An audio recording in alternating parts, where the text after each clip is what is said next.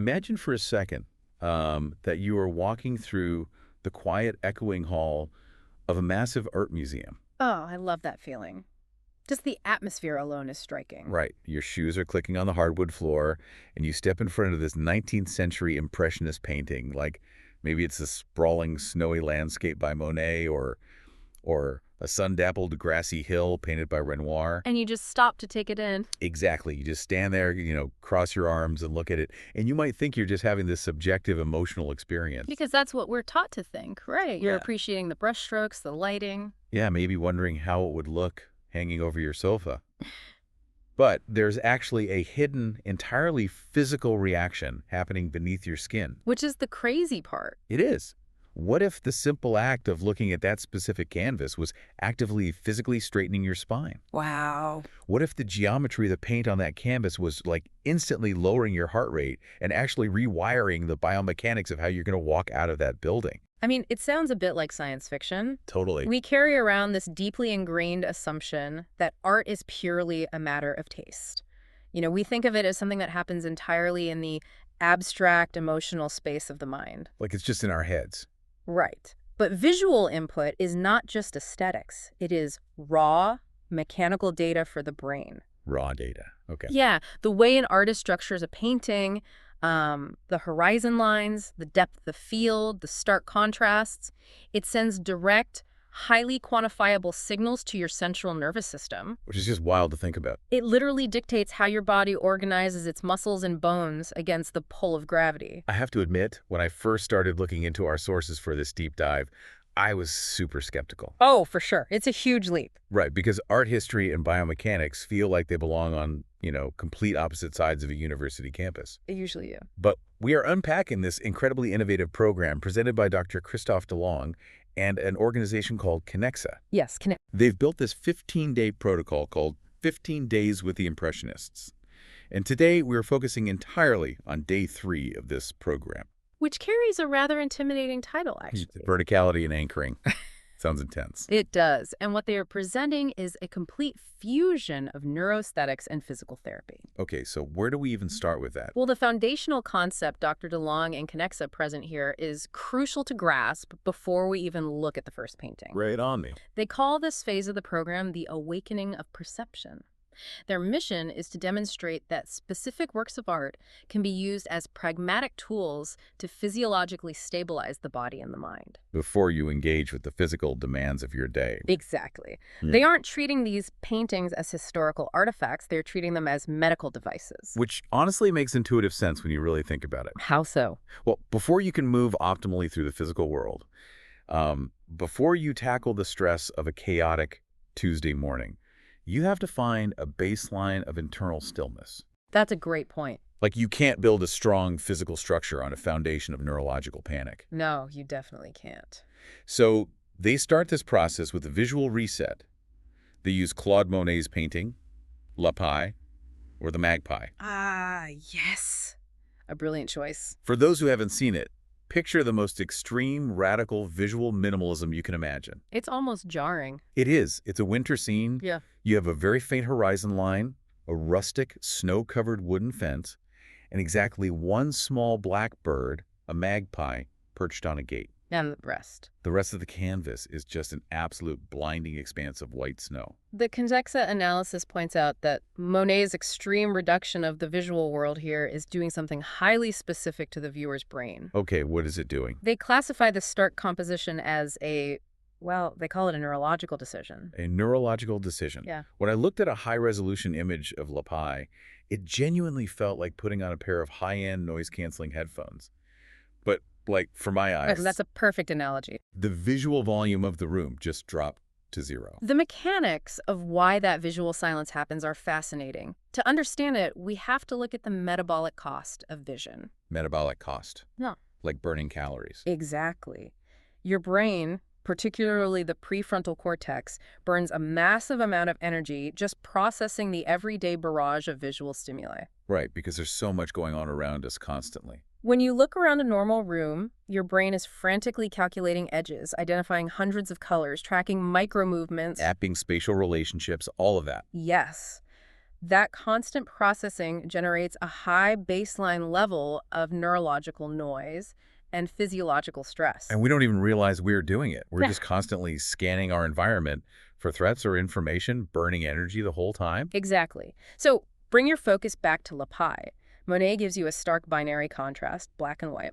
Very simple. There is virtually no complex geometry to decipher, no vibrant color wheel to process. So it's giving your brain a break. By depriving the brain of all that superfluous, exhausting stimuli, the painting acts as a neuronal noise reducer. Wow. It rapidly forces a decrease in the electrical activity in that overstimulated prefrontal cortex. You are shifting the brain out of a frantic scanning mode and into an active, deliberate state of rest. And the crazy thing is, the Kinexa program isn't just asking people how relaxed they feel on a scale of 1 to 10. No, they are getting real data. They are hooking people up to monitors. They are measuring an immediate drop in physiological stress, specifically tracking the onset of cardiac coherence. Right. My understanding of cardiac coherence is that it's the state where your heart rhythm smooths out and perfectly synchronizes with your breathing pattern. It's the hallmark of the parasympathetic nervous system taking over, the rest and digest state. Yeah. But the Kinexa data goes a step further than just heart rate. They actually measure a physical response in the feet. Wait, in the feet, how does that work? They track a quantifiable improvement in the quality of the viewer's postural anchoring to the ground. Oh, because you're more relaxed. Right. When your visual field is simplified, the microtremors in your muscles diminish. Your body literally settles its weight more evenly into the floor. You become physically more stable. That is incredible. And that brings us to the actual practical takeaways. Dr. Delong and Kinexa provide these daily motor applications so you can use this science in your own life. Which is the whole point of the program. Right. So for this visual reset, they prescribe a 60-second visual pause. Just a minute. Just a minute. They suggest finding a fixed, highly simplified point to look at. Maybe a blank wall or a distant point on the horizon at your window. And you just hold it there. Yeah, just holding your gaze there to induce that visual silence. While holding that simplified gaze, the protocol requires you to practice slow, rhythmic breathing to deliberately trigger that cardiac coherence. So you're pairing the visual with the breath. Exactly. You are actively using your lungs to tell your heart to slow down, while using your eyes to tell your brain to stop processing. And then comes the physical anchoring part. They instruct you to consciously feel the 3 points of contact of your foot on the floor. The triad of support. Right. Whether you're sitting at a desk or standing in a kitchen, you direct your mental awareness down to your plantar support.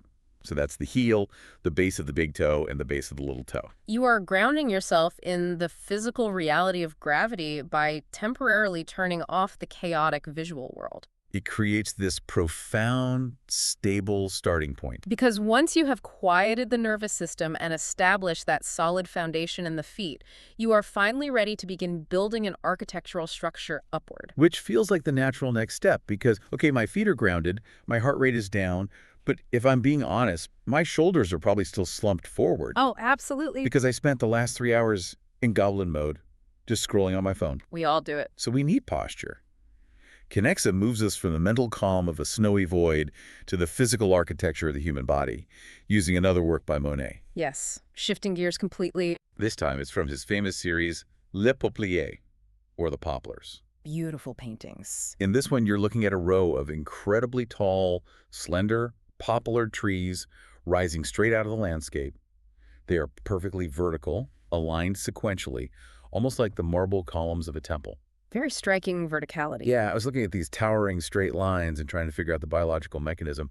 Are these painted trees basically acting like a visual chiropractor? If we translate the geometry of the painting into human anatomy, that is an incredibly apt way to describe it. Really? Yes.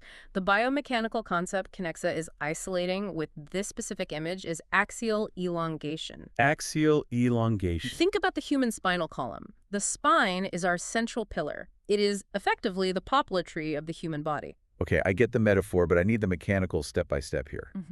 How does light bouncing off a painting of a tall tree enter my eyeball and somehow cause the muscles in my back to contract and straighten my spine? It all comes down to visual frequencies and the motor cortex. The rhythmic sequential repetition of those perfectly vertical trees in Monet's painting isn't just a pleasant pattern. It creates a specific visual frequency. A frequency that my brain picks up on. Exactly. When your eyes take in that repetitive, strong vertical elongation, it bypasses your conscious thought entirely. It directly stimulates the postural writing circuits in your brain. So it's almost like a reflex. My eyes see extreme verticality, and my brain automatically fires a signal saying, match that shape, stand up straight. It's a deeply ingrained neuromotor response. We orient ourselves in space based on the vertical and horizontal lines in our environment. That makes total evolutionary sense. It does. And Kinexa's sensors actually track this phenomenon in real time. What do they see on the sensors? When subjects are exposed to this pure repetitive verticality, the program measures the alignment of the sagittal axis of the spine. Which is what, exactly? It's that imaginary plumb line dropping straight down your side from your ear through your shoulder to your ankle. Oh, got it. They can quantify an involuntary activation of the erector spinae muscles. The erector spinae, those are the back muscles. Yes, those are the deep, powerful muscle groups running parallel to your spine that are responsible for holding you upright against gravity. That involuntary activation feels like a superpower, especially considering the modern epidemic of terrible posture. Oh, it's terrible. We are all essentially folding ourselves in half over keyboards and steering wheels every single day. That constant forward flexion leads to kyphosis. Kyphosis. Yes, which is that exaggerated, rounded, hunchback posture in the thoracic spine. It restricts breathing, compresses organs, and causes chronic pain. Awful. Kinexa positions this specific visual model, the towering verticality of the poplars, as a direct neurological antidote to that modern kyphosis. The brain sees the tall trees and instinctively commands the erector spinae to fire, combating the collapse of the spine. That is so cool. And the application Kinexa suggests here is something you can do on a walk or even in an office building. You don't need a museum for this one. Right. They suggest literally inspiring your own posture from the elongation of tall structures around you. Just look for the vertical lines. Exactly. When you are walking down the street, find a visual rhythm of tall shapes. It could be a line of actual trees or architectural columns or even a series of tall doorways. And what do you do once you find them? Well, don't just pull your shoulder blades back, which is what we usually do when we try to stand up straight. Right, forcing the shoulders. Instead, you use those external vertical lines as a cue to physically elongate your spine toward the sky, like separating the vertebrae. You are shifting your entire center of gravity upward. And if we followed the logical progression of day 3, we arrive at a critical juncture. Okay, where are we? Well, you have used Lapai to calm the nervous system and anchor the feet. You've used Le Pouplier to fire the erector spinae and elongate the spinal column. I'm feeling very tall and zen right now. You are now standing perfectly tall, balanced, and stable. What does a human being do next? Well, we have to actually go somewhere. We have to move forward into the world. Exactly. But to do that without tripping, we have to accurately perceive the space we are about to step into. Right, spatial awareness. To teach this, Dr. Delong and Kinexa direct our attention to a painting by Frédéric Bazille titled Allée d'Arbre en été, or Tree-Lined Avenue in Summer. Bazille is often overlooked, but this is a perfect example. He's totally overshadowed by Monet and Renoir. But his compositional math here is just brilliant. It really is. You are looking down a dirt path that cuts straight through a dense, shady summer forest. And the way he paints the receding trees on either side creates an aggressive depth of field. It pulls you right in. It does. It pulls your eye down a visual tunnel toward a tiny, bright vanishing point way off in the distance. The geometric structure of that tunnel is incredibly precise. And from a biomechanical standpoint, it serves a vital evolutionary function. Okay, how so? This painting isn't just about creating a beautiful perspective. It is a tool for training the brain to calculate physical space. I can understand how a tunnel draws the eye. But why does staring down a long dirt road matter so much for the actual mechanics of moving my legs? Because that specific visual setup forces the brain to simultaneously manage focal vision and peripheral vision. Oh, I see. To navigate complex terrain safely, your nervous system has to constantly, seamlessly integrate 2 distinct streams of data. 2 streams at once. Yes. It needs to know exactly what is happening immediately around your feet. That's the peripheral data. While simultaneously locking onto a destination far off on the horizon, the focal data. Right. Because if you only look at your feet, you walk into a tree. Exactly. And if you only look at the horizon, you trip over a rock. Yeah. Your brain is constantly running a calculus of distance and trajectory in real time. And Bazille's painting perfectly simulates that demand. It forces the activation of binocular vision to gauge the depth of the tunnel, while the dense trees on the sides stimulate the peripheral field. So it's working out your eyes. This dual activation directly enhances visuomotor coordination. Kinexa can actually measure a subject's capacity for motor anticipation when viewing this. Motor anticipation, what is that exactly? Motor anticipation is the brain's ability to read the physical space 10 feet ahead of you and preload the exact amount of muscle tension your legs will need by the time you reach that spot. The concept of motor anticipation is mind-blowing when you apply it to our modern habits. Oh, it explains a lot of our issues today. Think about screen time. When you stare at a phone or a laptop for 8 hours, your depth of field is rigidly locked at about 18 inches away from your face. You're trapped in a box. Exactly. You are living in a two-dimensional visual box. Your eyes are doing zero calculation of deep distance, and your peripheral vision is completely ignored. That stagnant, flat visual diet is exactly what degrades our visuomotor coordination, and it causes immense neurological fatigue. Because we aren't using our eyes the way they were designed. Right. The eye muscles literally atrophy in that fixed position.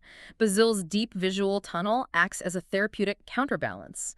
It stretches the ocular muscles and forces the brain to practice deep space calculation again. So good. And Kinexa's actionable advice for this is a practice they call guided walking. I love this exercise. It's so interesting.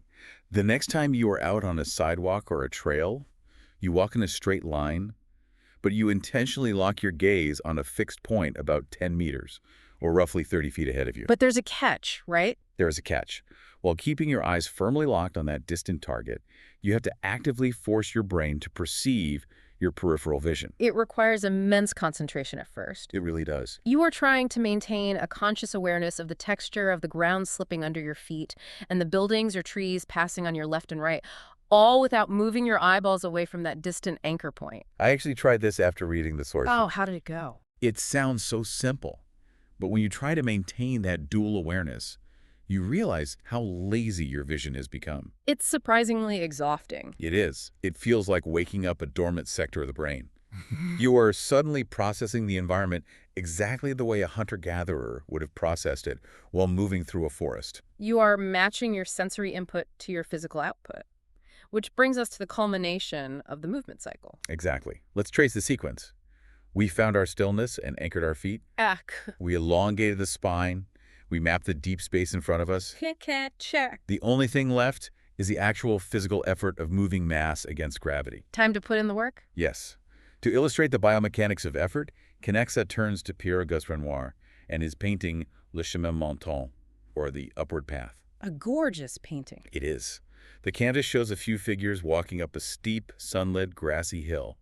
Their bodies are slightly pitched forward and their feet are somewhat obscured by the tall, uneven grass as they seek purchase. And through the Kinexa lens. Right. If you look at it through the Kinexa framework, it stops being a pretty landscape and becomes a masterclass in kinesiology. It really does. Every single step those figures take is a high-stakes negotiation with gravity on an unstable surface. Kinexa views this canvas as a laboratory for understanding the biomechanics of an incline. When a human being walks uphill, they are heavily relying on what is known in sports science as the anterior kinetic chain. The anterior kinetic chain. So if posterior is the back of the body, we are talking about the entire system of muscles running up the front of the legs and torso. Correct. But it's not just a single muscle firing. Climbing a slope requires a highly orchestrated triarticular coordination. Triarticular, meaning 3 joints. Yes. The simultaneous cooperation of 3 major joints. To take a single step up a hill, you must mobilize your hip flexors to lift the heavy mass of the thigh. You must fire your quadriceps to extend the knee and drive the body upward. And your ankle stabilizers must constantly fire to balance your entire body weight on uneven terrain. Wow, so if the ankle rolls or the quad gives out, the whole kinetic chain collapses. You stumble. Exactly. And because that 3-joint coordination is so demanding, Kinexa uses it as a primary metric for evaluating physical health. They can measure that too? Oh, yes.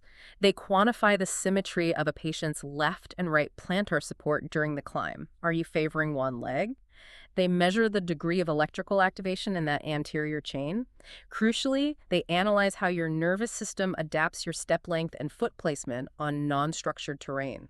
That distinction is so important. Which one? The non-structured terrain. Yeah. Like walking on a perfectly flat motorized treadmill at a gym requires almost zero motor anticipation. True, the ground is always exactly where you expect it to be. But a grassy, bumpy hill like the one Renoir painted requires your brain to make hundreds of micro-adjustments every second.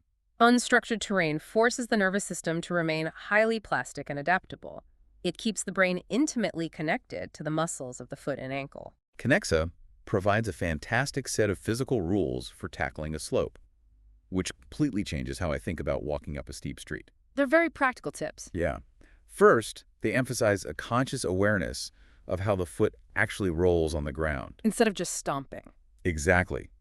When we are tired, we tend to just stomp our feet down flat. They want you to actively feel the mechanics of the foot, the initial heel strike, the transfer of weight rolling through the arch, and the final explosive push-off from the toes. The second rule is respiratory. You must intentionally sync your breathing with the rhythm of the climb. Because if you don't, If you are gasping or holding your breath, your heart rate spikes, your nervous system panics, and your muscle firing becomes erratic and inefficient. makes total sense. But the final physical cue they offer is the one that really caught my attention, because it addresses a mistake almost everyone makes. It's a game changer. When tackling a hill, Kinexa advises using a slight anterior tilt of the pelvis. This is a vital biomechanical correction. An anterior tilt means you are slightly rotating the top rim of your pelvis forward. Like you're trying to pour water out of the front of a bowl. Exactly. Which is the exact opposite of what most people do. It is. When you watch someone walking up a steep hike, they usually lean their chest and shoulders forward into the hill, but they leave their hips tucked back behind them. Creating this sharp, collapsing angle at the waist. Yes. You constantly see people stopping halfway up a hill to put their hands on their lower back, grimacing. Because that collapsed posture puts massive shearing tension on the lumbar spine. Yikes. The lower back muscles are desperately trying to hold the torso up. By using a slight anterior pelvic tilt, you bring the hips forward under your center of mass. So it shifts the load. Right. You Right. engage the core and force the massive, powerful muscles of the glutes and hamstrings to absorb the effort of the slope. It completely bypasses that lower back strain. And Renoir painted it perfectly. He did. Renoir painted his figures with that exact, efficient, forward-tilted inclination. He understood the mechanics of the human body intuitively over a century ago. This entire progression through day 3 brings us to such a profound synthesis. It really ties it all together. Yeah, when you string these 4 paintings together, the void of the snow, the towering trees, the deep forest path, the steep hill, the overarching takeaway is that art isn't just a reflection of nature. And it isn't just an emotional outlet for the artist. Right. It is a literal blueprint for the physical body. That is the core philosophy driving Dr. Delong and Kinexa. What they are doing is taking the pure, unquantifiable intuition of these Impressionist masters and transforming it into a quantified, therapeutic reality. It's brilliant. The artists knew how a stark landscape calms the mind. They knew how a vertical line feels to the spine. They knew how a visual tunnel draws the human machine forward. And Kinexa is taking that genius intuition, hooking it up to heart rate monitors, spinal alignment sensors, and biomechanical metrics, and proving that it works. The data backs up the art. They are turning museum pieces into practical, daily tools to make human movement fluid, stable, and pain-free again. It fundamentally changes how you should walk through a gallery. You aren't just looking at history anymore. No, you are looking at an operating manual for your own nervous system. Once you understand the mechanics of how visual input shapes physical output, you really can't unsee it. You really can. Yeah. And it leaves me with one final, incredibly provocative thought to chew on. What's that? Well, if we know, definitively and scientifically, that taking in the visual silence of a painted winter scene can immediately lower your heart rate. Right. And if we know that simply looking at the repetitive vertical lines of tall trees can literally trigger your motor cortex to contract your spinal muscles and fix your posture. Okay, I see where you're going with this. What in the world is the chaotic, high-speed, flashing visual junk food on our phones and screens doing to our nervous systems and our physical posture every single day? It's a terrifying question. It really is. Maybe it's time we start curating our visual diet with the exact same care, precision, and intention that we curate our physical one. I couldn't agree more. Because the next time you look at a painting or a screen, remember, it's not just your eyes taking in the image. Your whole body is listening.